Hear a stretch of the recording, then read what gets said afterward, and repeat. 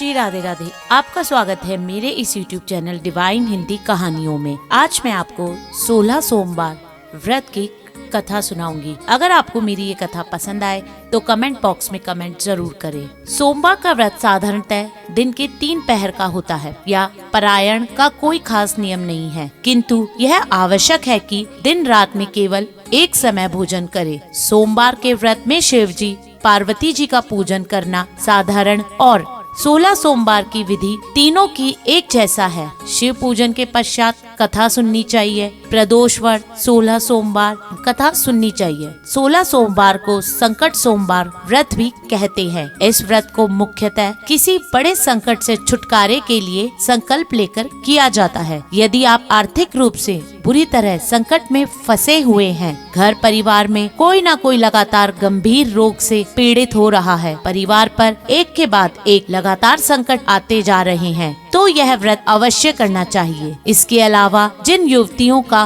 विवाह नहीं हो पा रहा है, किसी न किसी कारण विवाह तय नहीं हो पा रहा है, तो 16 सोमवार का व्रत करना चाहिए। 16 सोमवार की व्रत कथा। एक समय श्री महादेव जी पार्वती जी के साथ भ्रमण करते हुए मृत्यु लोक में अमरावती नगरी में आए। वहाँ के राजा ने शिव मंदिर बनवाया था, जो कि अत्यंत भव्य एवं रमणीय था तथा मन को शांति पहुँचाने वाला था। भ्रमण करते समय शिव जी, पार्वती जी भी वहाँ ठहर गए। पार्वती जी ने कहा, हे नाथ, आओ आज हम इस स्थान पर चौसर पासा खेलें। खेल प्रारंभ हुआ। शिव जी कहने लगे, मैं जीतूंगा। इस प्रकार उनकी आपस में वार्तालाप होने लगी। उस समय पुजारी पूजा करने आए। पार्वती जी ने पूछा, पुजारी जी बतलाइए, जीत किसकी होगी? पुजारी बोले, इस खेल में महादेव जी के समान कोई दूसरा पारंगत नहीं हो सकता, इसलिए महादेव जी ही यह बाजी जीतेंगे। परंतु हुआ उल्टा, जीत पार्वती जी की हुई।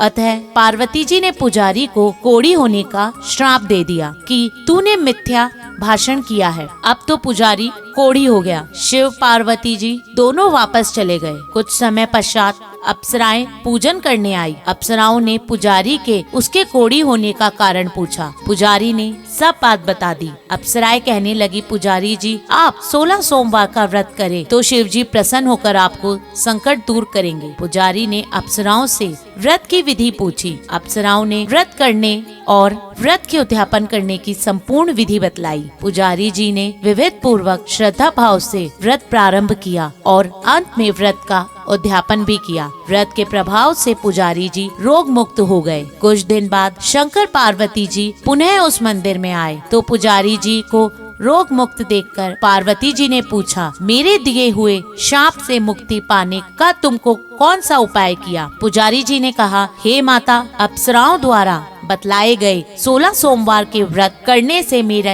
यह कष्ट दूर हुआ है। पार्वती जी ने 16 सोमवार के व्रत किया। पार्वती जी ने भी 16 सोमवार का व्रत किया, जिससे उसके रूठे हुए कार्तिकेय जी अपनी माता से प्रसन्न होकर आज्ञाकारी हुए। कार्तिकेय जी ने पूछा, हे माता, क्या कारण है कि मेरा मन सदा आपके चरणों में लगा रहता है? पार्वती जी ने कार्तिकेय जी को कहा, 16 सोमवार के व्रत का महात्म्य तथा विधि बतलाई। तब कार्तिकेय जी ने भी इस व्रत को किया तो उनका बिछड़ा हुआ मित्र मिल गया। अब मित्र ने भी इस व्रत को अपने विवाह होने की इच्छा से किया। फलतः वह विदेश गया। वहाँ के राजा की कन्या का स्वयंवर था। राजा ने प्रण किया था कि हथनी जिस व्यक्ति के गले में वरमाला डाल देगी, उसी के साथ राजकुमारी का विवाह करूंगा। यह ब्राह्मण मित्र भी स्वयं देखने की इच्छा से वहाँ एक और जाकर बैठ गया। हथनी ने इसी ब्राह्मण मित्र को माला पहनाई तो राजा ने बड़ी धूमधाम से अपनी राजकुमारी का विवाह उसके साथ कर दिया। तत्पश्चात दोनों सुख पूर्वक रहने लगे। एक दिन राजकन्या ने पूछा, हे नाथ, आपको कौन सा पुण्य किया जिससे हथनी ने आपके गले में वरमाला पहनाई? ब्राह्मण पति ने कहा, मैंने कार्तिकेय जी द्वारा बतलाए अनुसार 16 सोमवार व्रत पूर्ण विधि विधान सहित श्रद्धा भक्ति से किया, जिसके फल के कारण मुझे तुम्हारे जैसी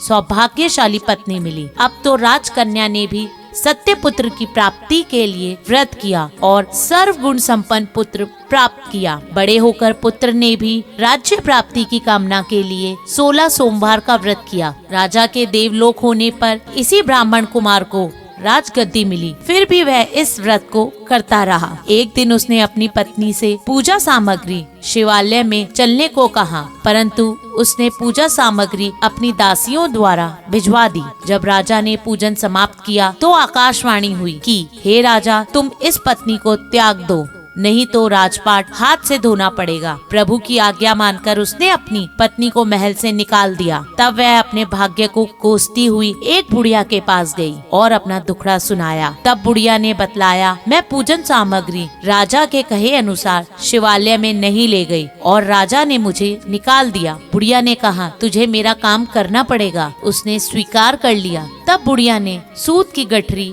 उसके सिर पर रखी और बाजार भेज दिया। रास्ते में आंधी आई तो सिर पर रखी गठड़ी उड़ गई। बुढ़िया ने डांटकर उसे भगा दिया। अब रानी बुढ़िया के यहाँ से चलते चलते एक आश्रम पहुँची। गोसाई जी ने उसे देखते ही समझ गए कि यह उच्च घराने की अबला विपत्ति की मारी है। वे उसे धैर्य बांधते हुए बोले, बेटी बेटी, तू मेरे आश्रम में रह, किसी प्रकार की चिंता मत कर। रानी आश्रम में रहने लगी, परंतु जिस वस्तु को वह हाथ लगाती वह वस्तु खराब हो जाती। यह देखकर गोसाई पूछे, बेटी, किस देव के अपराध से ऐसा हुआ है? रानी ने बतलाया कि मैंने अपने पति की आज्ञा का उल्लंघन किया और शिवालय में पूजन के लिए नहीं गई। इससे मुझे घोर कष्ट उठाने पड़े। गोसाई जी ने शिव जी से उसके कुशलेक्षम के लिए प्रार्थना की और कहा, बेटी, तुम 16 सोमवार का व्रत विधि के अनुसार करो। तब रानी ने विधित पूर्वक व्रत पूर्ण किया। व्रत के आरंभ से राजा को रानी की याद आ गई